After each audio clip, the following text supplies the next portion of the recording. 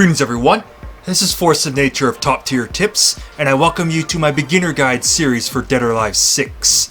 Alright, in our last session we took a look at blocking and how to apply blocking and similar minded defense into your gameplay. In this session we're going to be taking a look at Dead or Alive's counter hold or defensive hold system. Before I go on, let me just explain the directional notation system that's used in Dead or Alive 6 or Dead or Alive in general and is used in other 3D fighting games such as Soul Calibur and Virtual Fighter. For starters, down back, that's 1.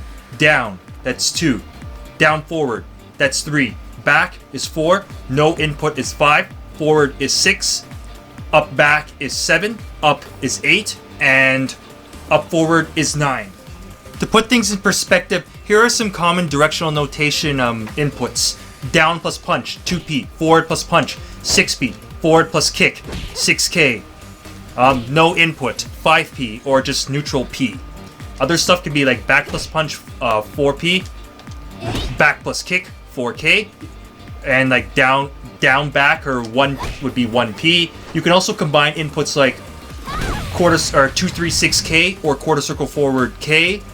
And there's also stuff like 214 inputs, like I think Ione only has 214T. See right there, quarter circle back T or 214T. So now you have the kind of gist of how directional notation works in Dead or Alive or most 3D fighters. Alright, and now that you understand how directional notation works, I'm going to be just spouting up the numbers pretty freely from here on out. With regards to this guide, in Dead or Alive 6 there are 4 types of counter holds. 7H, this is a high hold. It catches all high punches and high kicks.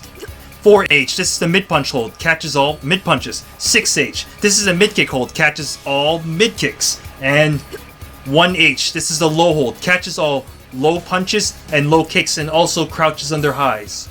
The general way how you apply defensive holds into your gameplay is if you know what kind of response the opponent's going to do. For instance, if I need to do something like Ione 6k or Neon Kasumi's block, and let's say if the opponent always tries to elbow you with a 6p or a mid-punch elbow. So that means if I know that Kasumi's going to elbow me, then I can end up making a hard read on that and end up using my mid-punch hold, my 4H. So if I know the opponent's gonna do that, then you can just go for the appropriate hold. What I don't recommend doing is kind of just throwing holds out randomly all the time. Before you've determined what the opponent will end up doing as a response, then this is where I just usually recommend doing like just end up blocking the opponent. So if you know that the opponent's gonna do it, then that's usually when you end up going for the hold. Because I'll just let you know right now, a hard read is usually a big prediction that you know that has a lot of certainty behind it, like something that you just really know is going to happen and ends up feeling. It feels risky when done in itself, but you feel like a genius when it works properly. The reason why I don't want you to throw out holds randomly is because in Dead or Alive 6, throws really hurt. See this right here? This is a high counter throw. You see, you get 160% damage revision when you end up throwing a hold. So right here, so anytime you end up throwing out, you randomly throw out like a stand-in hold, then you can get high counter thrown for a lot of damage. So Ione's quarter circle back T does 98 damage, which is around pretty much a third of the opponent's total health bar. However, low holding or doing a low hold avoids stand-in throws. So if I go for quarter circle T and the opponent goes for a low hold, they'll end up going under the throw attempt. So yes, if you had to choose between a hold to, I guess, randomly toss out if you don't know what to toss out, then technically, statistically, low hold would be the best option. But it doesn't necessarily mean that tossing out low holds randomly is good either, because Dead or Alive 6 has low throws. So right there, when I do Ione's 1T, when the opponent low holds, this is a 7-frame throw that nets me 84 damage on high counters. So I could still do a lot of damage if you're low hold, and I could still hit you, and I could still punish a low hold with a mid if I wanted to. An interesting attribute of DOA's gameplay is if you end up getting hit by a move that stuns you, but it doesn't launch you or it's not a guaranteed combo starter. For instance, like a counter hit elbow or a counter hit 6P, that ends up putting you into critical stun. If you get put in critical stun, you can still perform holds. You can't like guard or really do anything else. All you can really do, for instance, is try and do holds. An interesting attribute is if you end up performing a critical hold and executing it properly. Let's see if I can kind of show you like what I mean right now. Alright, right there that was counter hold. You actually get reduced damage. Alright, it's high counter 128 as opposed to 160. Let me see if I can just show you like just a normal one. Right there, 80% damage. So you get a reduced damage if you do a hold. In Dead or Alive 6, there is a special hold that ends up requiring part of your break gauge meter, specifically 50% of it. And this is the break hold inputted with 4S or 4 H+P+K. See right here, 4S. It takes up half of your break gauge, or half of your meter, or 100 units of your meter, or 2 segments, however you want to view it. If you do end up getting like stunned, stunned by a move, for instance, the hold that I do recommend you using is the break hold, because the break hold catches all high punches, mid kicks, lows, like anything like that. The break hold ends up beating out. But as you see, it ends up costing half of your meter. I just set it to infinite now so I can use it more freely.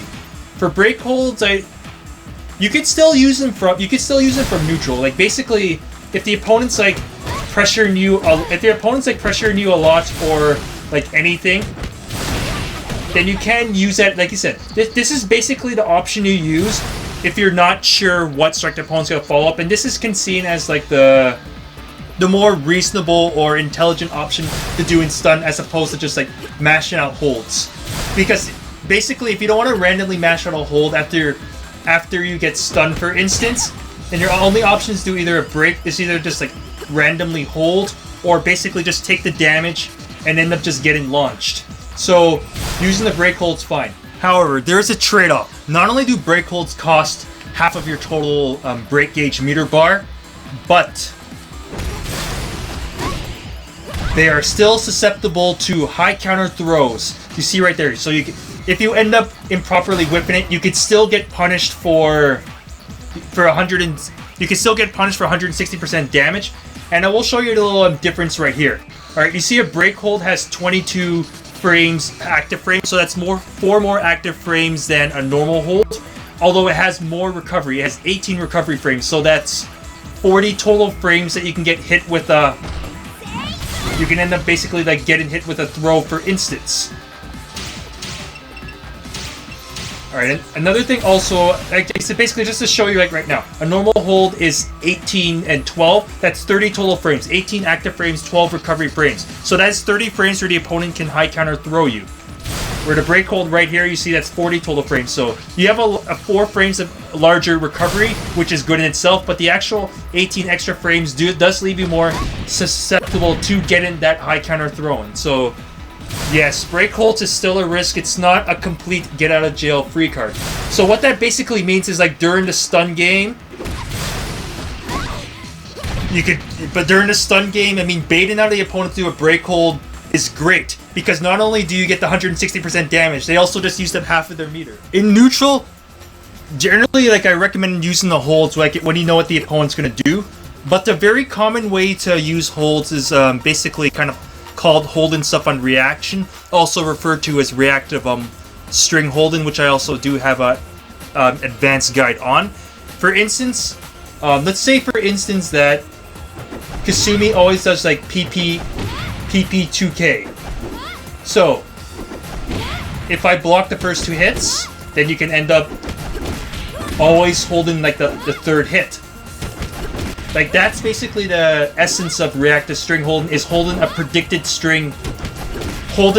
follow-up within a string. So this is definitely a good way to kind of practice holding. Alright, so basically what I ended up doing was you basically set the, the practices, go to COM recording, go to, basically just record one, you can have up to 3 things, then PP2K, then just go to replay, then the opponent will end up doing that, and then you can end up practicing it. I know I put in a little too many inputs there, so Kasumi's doing some other stuff, but you kind of like get the idea though. If you block like a couple hits or something, so once you're essentially familiar with your opponent's strings, then if you see like a move you recognize, then you can just hold it for free. Apart from the standard 4 holds in Dead or Alive, such as high hold, mid punch hold, mid kick hold, and low hold, there are also specialty holds such as expert holds. It's usually a 2-directional holds, such as like forward back or 6-4 H. This would be the expert mid punch hold, and 4-6H. This would be the expert mid kick hold. Kasumi actually has both mid kick and mid punch, but her expert mid kick hold is particularly good. See right here, it's able to launch the opponent. If you do the standard hold, it sets up less damage, but it keeps the opponent in front, so it's technically still good. But in Kasumi's case, the expert kick hold is better. That was actually a parry input, which I was also going to say also in Dead or Alive. There's also special parries and stuff like that. And Kasumi actually has 2 kinds of special parries. Parries are usually 3H or down forward H. Kasumi's special parry would be for the one I did was 4-3H. Like that, so I mean like characters like Lei Fang or like Bayman and even like Elliot really benefit from the parries. Ayane also does have expert holds of her own. So I mean, yeah. So when you're going through the character's moveset, take a look at those, and honestly, if you know, especially for the mid punch and mid kick holds, I definitely recommend learning them. But for the expert high punch and high kick holds, it's actually perfectly fine to just do normal high hold or normal low hold for a character like Lei Fang that has them. The reason why is that a high hold catches all high punches and high kicks. A low hold catches all low punches and low kicks. An expert high punch hold only catches punches. Expert high kick hold only catches kicks. Expert low punch hold only punches. Expert low kick hold only kicks. So you basically kind of get the idea. So you only use an expert high punch or high kick hold if you know a punch or a kick or the specific attack is coming. But expert punch holds and expert kick holds tend to be really good though, especially ones that lead into combos. Ones though, like kind of like I think like Hitomi's expert punch hold and some other characters like even like well, to a lesser extent Tina, but someone like Hitomi's, her like expert punch hold only gives her an extra 5 damage. So I mean, it's in that case it's nice to learn, but the ones that lead into combos are definitely the ones that I highly recommend getting down. The main reason why I recommend learning how to implement parries, although they have a smaller window than a hold is 18 active frames, 12 recovery. A parry is 12 active frames, 18 recovery, so 6 frames smaller window. A parry catches, or a mid parry catches all mid punches and mid kicks. So what it's it's basically a blanket option. A blanket option means that it covers, well, multiple options. So you use a mid parry if you know the opponent's gonna do a mid, regardless of the mid punch or mid kick, because of course a hold only mid punch hold is like 4H only catches mid punches, 6H only catches mid kicks, 3H catches both. So that's, I mean, even though you have a smaller window, you can beat out 2 options. As for high parries, just honestly don't bother them. High holds are already a lot better than high parries, so just don't bother them. But mid parries can actually be pretty handy. Alright guys, that's it for now. If you have any further questions, feel free to contact me on my YouTube, Twitter, Twitch, so that means leaving a very nice comment down below. You can also contact Force Nature on freestepdodge.com, and be sure to check out my my other beginner guides. I know I only have one other one at the moment, and my other advanced guides, just to get a nice little overview of this beautiful game that is Dead or Alive 6, along with also all the character guides that I have completed for Dead or Alive 6 also, which is pretty cool. If you'd like to support the channel, feel free to join Top Tier Fighters to support this help, and I do appreciate it, and thank you for that. Anyways, this is Force Nature signing off. Thanks for tuning in, and I'll see you next time on Top Tier Tips.